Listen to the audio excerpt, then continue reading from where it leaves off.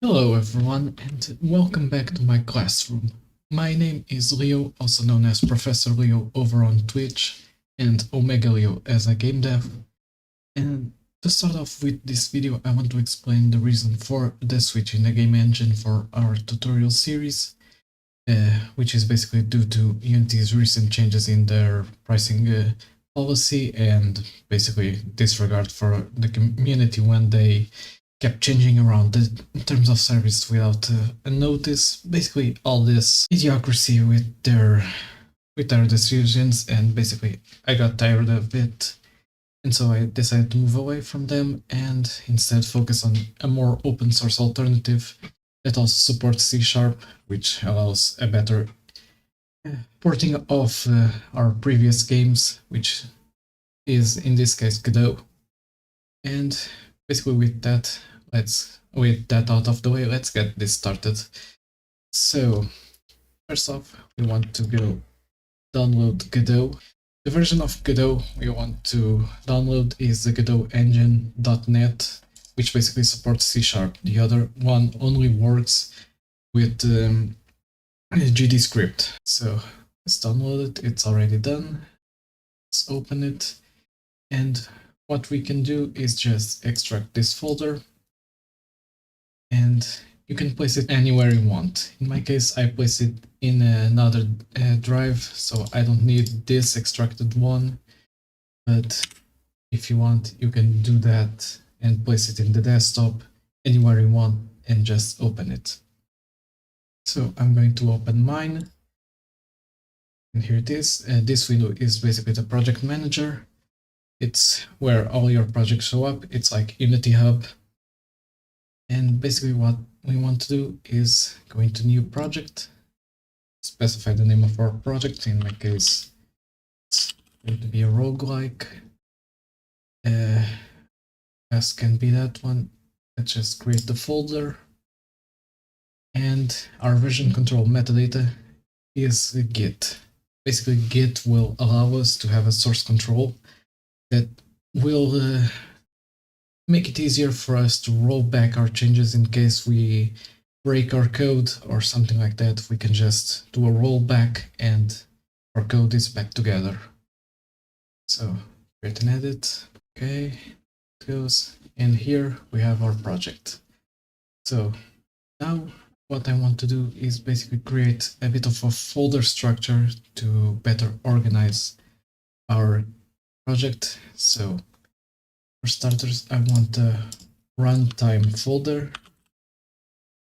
This folder will basically have a lot of other subfolders with our code structured in a way to better keep it organized. Like, for example, models, tools, add extensions for what we want to do, things like those. I also want the textures folder, which basically will have all our textures and things like those. Music folder and a sound effects folder. For now, I will only use those four, and we will want to increase with more folders depending on what we want to build. But for now, that should be good. Another thing we can do is go into editor settings, and basically go down here into text editor and external, and turn on is external editor to use basically an IDE like Rider, Visual Studio Code. In my case, I have it already set to my Rider executable. I'll leave the executable paths that are more common in the description, and basically that's it. So next, we want to configure some libraries for our project. So for that, I'm going to go into runtime, create new script, change my language to C#, and name it test. This will be just to create and set up the project and the solution so we can install libraries. So I'm going to open the script. It will ask me in Rider if I want to open the solution. I'll click open, press an open, and There it is. Now, in order for us to manage NuGet packages, we can just right-click the project and manage NuGet packages. The one I want to install is Newtonsoft.Json. So grab it and just select this and click on the plus sign and it will install. What this package does is basically allows me to convert any object into JSON that I can store in files. For example, you will want to use this for save files. It will store all your variables in a place with all their values. And after that, you can just load it from the JSON into the same object. Simple as that. Okay. And basically that will be that for our project for this specific video. In the next one, we will work on keybinds and player movement and also take a look at instance-based objects.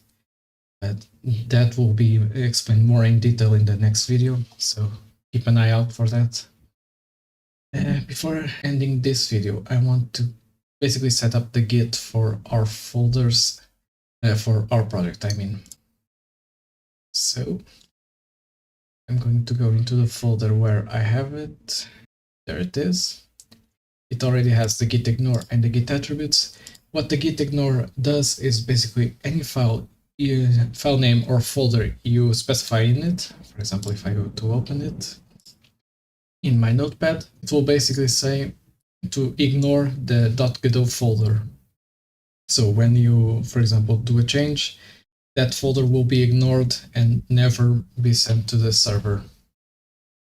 Okay, so now what I want to do is I'm going to open this in terminal and let me see if it's already set git init.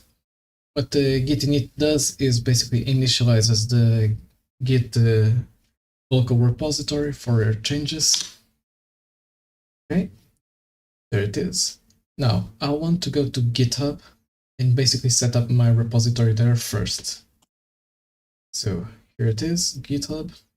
I'm going to click on New, no template. I'm going to name it like tutorial. I don't want the README. I don't want anything like this. Okay, and now in here you have basically most of the commands you want to run at the first start. So I'm going to put it like this and basically just do it like they say. So roguelike tutorial, it will create a readme file. Basically this will show up in your repository as sort of an explanation to what this repository is. You can now do git add dot like this, and it will commit, not commit, it will basically search for all your changes and add it to a commit we will do next. So git commit -m and project initial project, for example. What -m specifies is your message, what you want to say that commit belongs to. So there it goes. Git branch big uppercase M main will basically create a main branch. This is because GitHub basically changed from master to main, but Git never changed that nomenclature, so it's always stuck in the master branch. So we want to basically do it to the nomenclature that GitHub uses. So there it goes. Now I grab this line of command, the git remote add origin, add it to here, and git push new origin main. Okay. In my case, it didn't prompt me for my user because it's already set up, but it should pop up a window so you can log in and authorize this. And GitHub is the only one that you can use. You can use GitLab, you can use Visual Studio Team Services, or as it's known now, Azure DevOps. You can use Bitbucket. There's quite a few of them that you can use. It's not limited to this one. And basically that's that. So now if I go into GitHub, I refresh the page and there are all my files. Okay, and that's that for now. We've learned how to set up our project and configure our Git for source control of the project. I hope you enjoyed this tutorial, and if you did, be sure to leave a like, hit that subscribe button, and be sure to leave in the comments any ideas you'd like to see implemented in a future tutorial, as your feedback is greatly appreciated. That's all for today. Leo signing out.